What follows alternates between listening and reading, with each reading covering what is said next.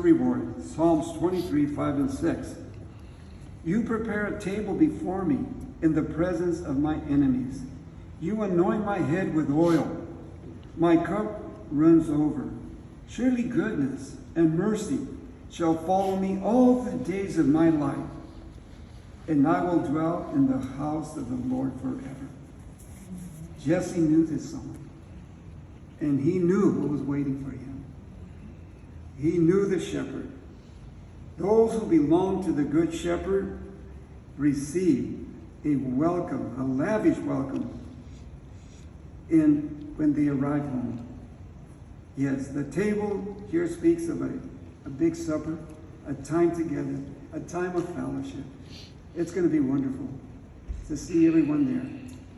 Yes, Irma, that day is ahead. Yes. And it's not going to just be for a day, for eternity. We will be not only with the shepherd, but with our loved ones. That's a promise. The reward that this psalm speaks about. Never to leave again. And number 6 summarizes really well the life of those who follow the shepherd. Goodness and mercy follow them all their lives, like we see in the life of David, we've seen in the life of Jesse, we've seen of others that follow the shepherd. It says, goodness and mercy follows them all their lives, and then they will dwell in the house of the Lord forever. Do you have this hope? Yes. We have this hope. We have a hope that we're going to see Jesse again because he knew the shepherd. It was his shepherd.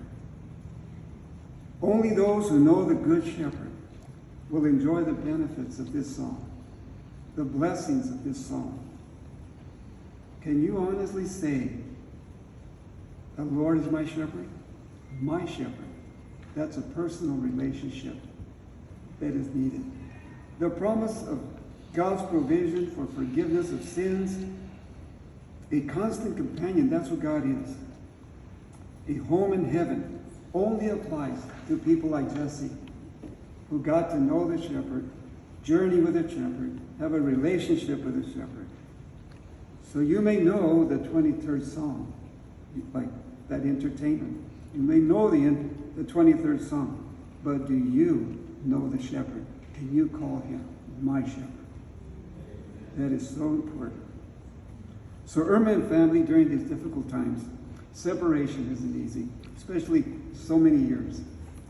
So many years you've been together, you've done music together, you've been serving the Lord together for so many years. It's not going to be easy, but it is my prayer, Irma and family, that God comforts and strengthens you as you continue this journey without Jesse.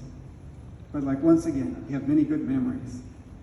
Remembering that his life was a blessing to others, and his memory is a treasure for us to cherish. We need to keep that alive.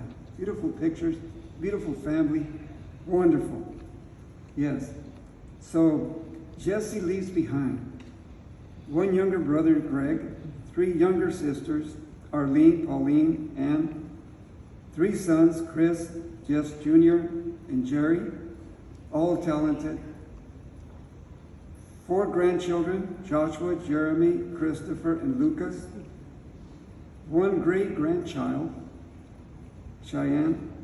2 daughter-in-laws we heard from earlier, Tina and Pamela. But so... I have my nephew that arrived. Okay, his name is? Greg the second. Greg the second, a nephew. Okay, add him. All right, we're glad you're here. And Lucas.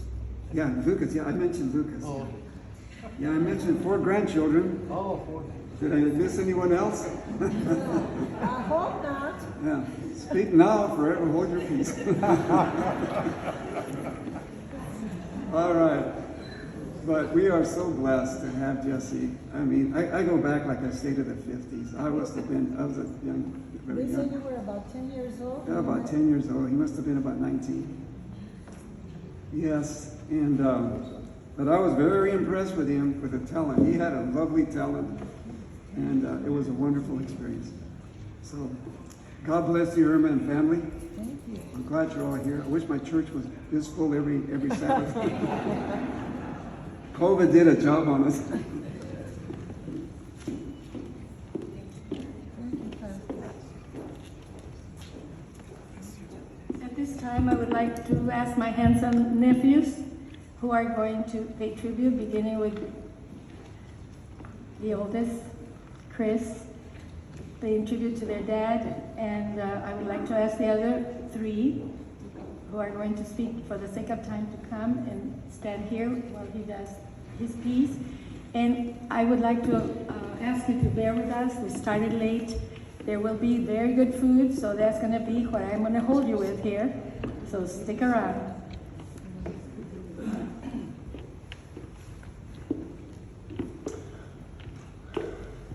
Hello, everybody. Hello. I am Chris. My father's nickname for me was Olongulo. Mom says, don't share that. Don't share it. Just meant long hair.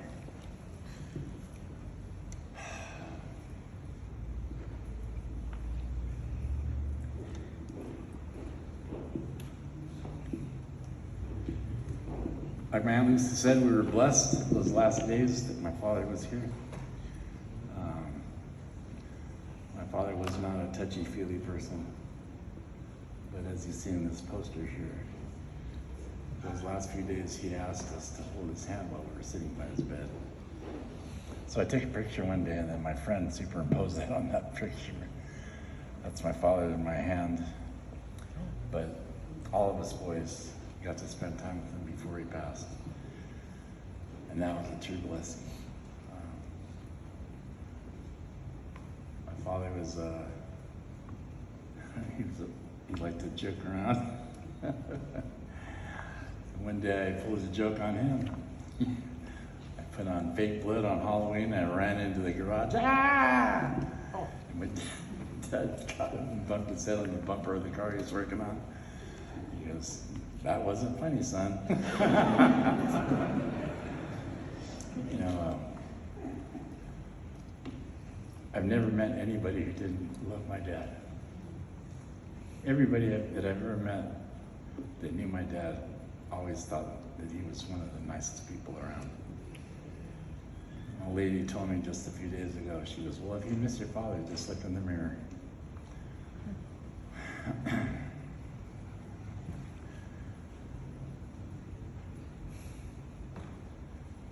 You know, my dad was patient, and he was not quick to anger. When I was about 14 years old, he taught me how to drive a stick shift.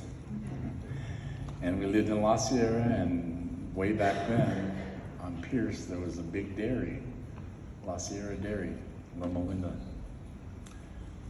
And he had purchased a car from a guy who lived just on the other side of the dairy by the freeway. Actually, back then it was a 2-lane highway, 91 freeway, or highway with stop signs on it. Boy, I wish for those days again. But he goes, I want you to follow me in the Datsun, little Datsun B210. And it was a stick shift, and he had taught me how to drive it on those dairy roads. And so we went to get this car, and he drove the new car, or the car he was gonna fix up. And I followed him, and when we were coming back to La Sierra, or the area where we lived, right there by the academy, we came to Pierce Street, and he stopped, and I went right in the back of him. Boom! And he jumps out of the car, and I go, oh no! And he goes, son, are you okay? You know, so he was only concerned about my well-being, you know, and that was my father. That's all I cared about was, are we okay? You know, I see my dad involved with some different situations that he treated totally different than any other person that I would ever know. You know, not quite, like I said, not quick to anger. And it was a blessing to be his son. You know, appreciate everybody that's come here today to support and love our family. I know my mom really appreciates it. Anyway, thank you very much for coming.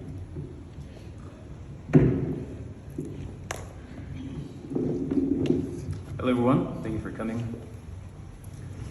Not much of a speech giver, but my grandpa was a man of strength and inspiration. He managed to grab the most beautiful woman in the world, my grandmother. I look at his life and what I know about him, and I could just only hope to be like him. Growing up as a kid, like my uncle said, he wasn't a very expressive person as far as, love. He was always there to correct us if something were to happen. There's on Pendleton Street, we had a basketball court, and we used to play basketball from morning until night. Kids would come over from the neighborhood. They had no chance against us. But every once in a while, my grandma would come out with her all-star shot. It looked something like this. Yeah, at least 4 or 5, just aiming, And on a very rare occasion, my grandpa would come out. He'd come out on his crutches, despite his polio, and do his all-star shot, which was a sky hook. And he would stand at the other side of the driveway, and he would make it. I remember one day, my grandpa had a thing of clearing his throat all the time. And he'd be working, doing his DMV thing in his office, and you'd hear like that. And we'd hear this for years. And one day in Paris, he was doing the same thing in his office. My grandma was standing in the kitchen, and the grandma was like, "Jesse, you sound like a horse."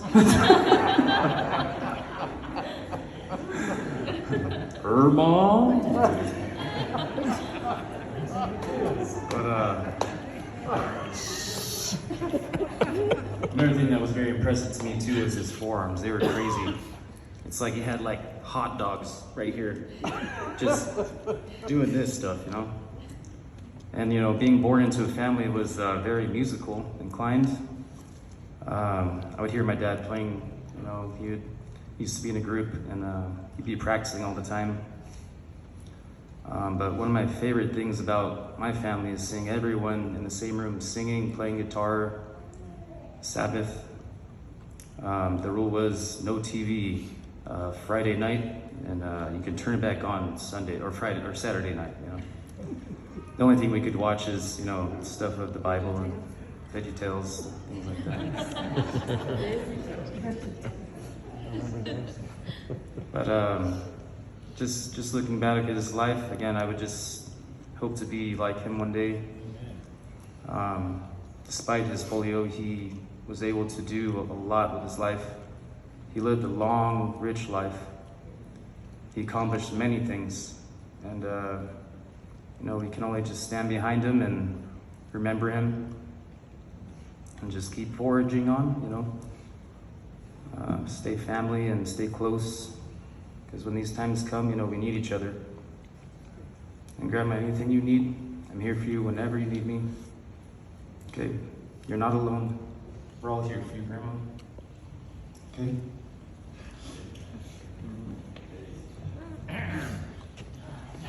Family and friends, thank you for coming today. I just want to share one quick fond memory that I have with my grandfather. We were out in the yard for many hours digging post holes for our fence line at our property, and I was tired, and I didn't grow up working as hard as Grandpa, in the fields and all that stuff. So, he was trying to harden me up a little bit. But I would say, the sun was starting to go down. We probably had around 7 holes left to do. And as Grandpa was tying the chain link to the post, he was twisting and pulling with these big pliers towards his face. And he popped himself right in the nose.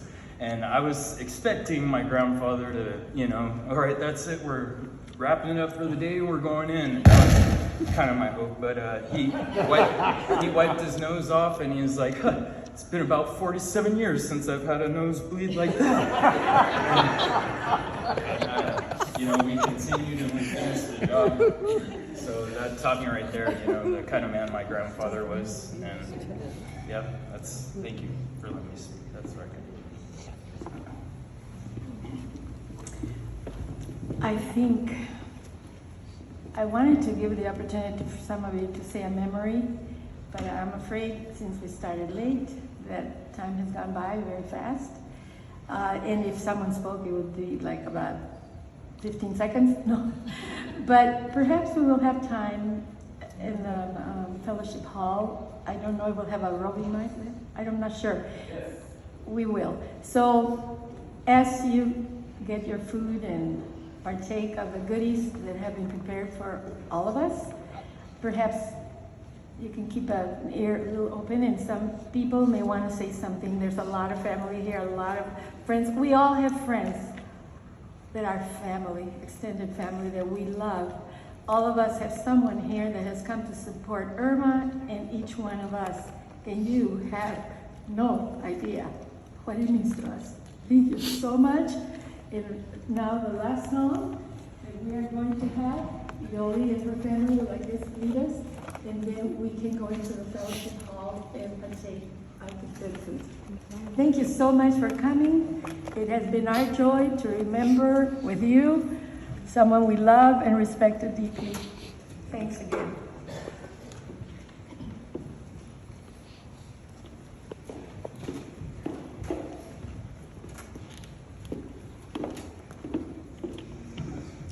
Family, let us stand as we close this beautiful celebration. Let us think of the time when we will be able to all gather again and to hold each other and to love on each other. Our hymn for this evening is hymn number 633. The words are on the back of the program. It's when we all get to heaven.